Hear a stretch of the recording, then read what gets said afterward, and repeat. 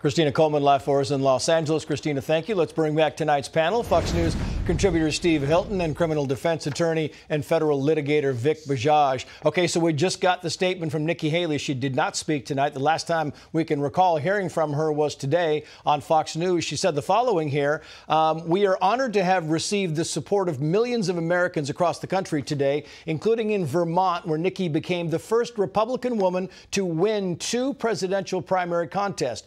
Unity is not achieved by simply claiming we're united. Today, in state after state, there remains a large block of Republican primary voters who are expressing deep concerns about Donald Trump. That is not the unity our party needs for success. Addressing those voters' concerns will make the Republican Party and America better. If I read the first half of the statement, it sounds like she's going to end the campaign tomorrow, Steve, and then she takes a swipe at the former president in the last half of the statement. What is going on in the minds of Nikki Haley and her people to put out something like that? At this point, when you have Gavin Newsom correctly saying that the Democrats want her to stay in the race. Why? Because she is Joe Biden's best surrogate.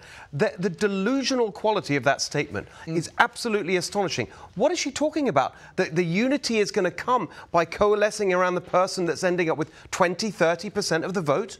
That's where you're going to get unity. What is she talking about? There's no argument here. There's no argument on the substance. There's no argument on the politics. She's lost every single state except for Bernie Sanders' backyard.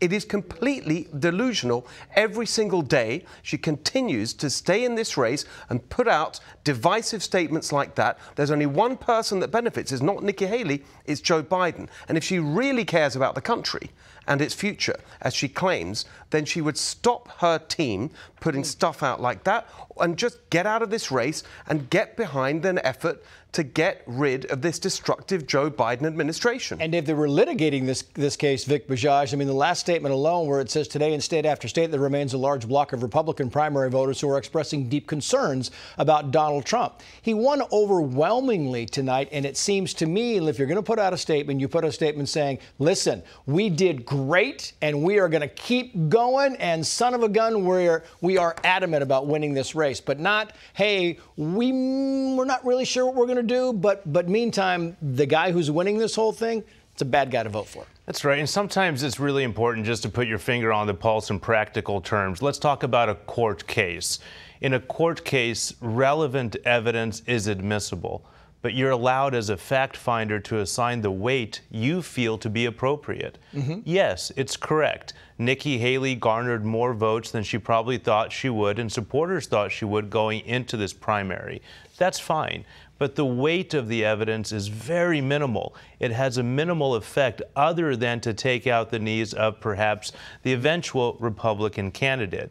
She would best serve herself, I believe, to look at motive. If it's financially motivating her to stick in this race, to hold money in the coffers for the next campaign, which she's entitled to do, that's fine. But just tell us, and the next cycle you'll have a chance for me as well. Now, on the flip side of this, in fairness, Steve Hilton, I mean, you talk about, we had a lot of people talking about how when the former president comes out, he should be conciliatory, and he should make this thing without calling names. He didn't even mention Nikki Haley's name tonight, but he has in recent days called her bird brain. He has done these things to her, and maybe she's bitter about that, and maybe she's like, you know what, he needs to stop calling me names, and then I'll stop calling him names. But it doesn't really seem like Nikki Haley is at the top of the VP list here. I mean, it's just ridiculous, laughable, really, when you have someone who...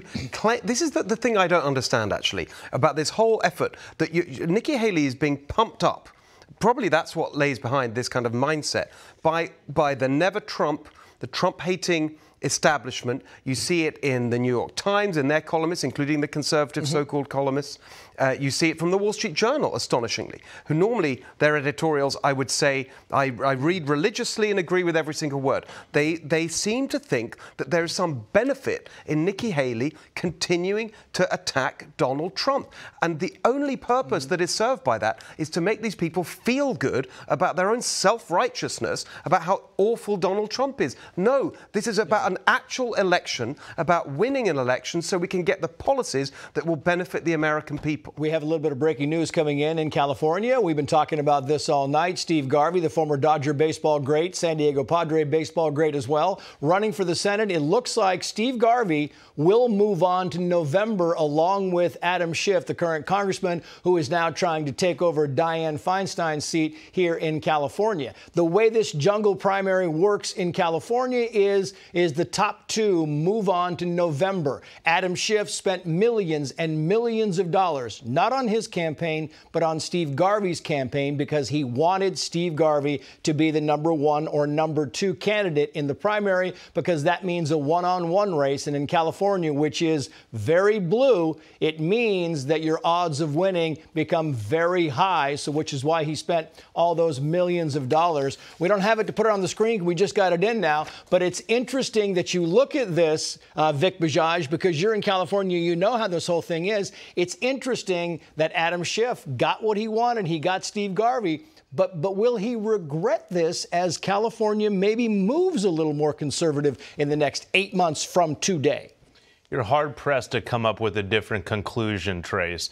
It's not about winning this exact battle. It's about winning the war. And I think the Garvey camp recognizes that and says, you know what, maybe we're not going to do it this time, but California voters have an outlet. Look to people like me for the future. Adam Schiff may not be looking far enough by strategizing just to win the battle. Let's hope and keep our fingers crossed that those who are worried about safety of the community, those who are worried about the food costs to put dinner on the table, will eventually go this way. And it really is. I mean, listen, it's 8 more months where Californians can get tired of crime and the homeless thing. And somebody's going to put the word out that Adam Schiff is a proven liar. He was censured in Congress for lying, and they applauded him as a maverick. You know, 20 years ago, Steve, he would have been laughed out of Congress. And wouldn't it be the most delicious outcome here if Adam Schiff, with all his genius strategy of pumping up Steve Garvey and getting the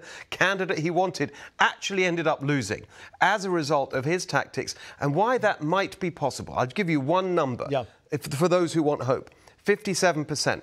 In a poll last week, 57% of Californians say the state is going in the wrong direction. There is a majority for change in California. Yeah. Well, we shall see. Vic, Steve, thank you. Hey, Sean Hannity here. Hey, click here to subscribe to Fox News YouTube page and catch our hottest interviews and most compelling analysis. You will not get it anywhere else.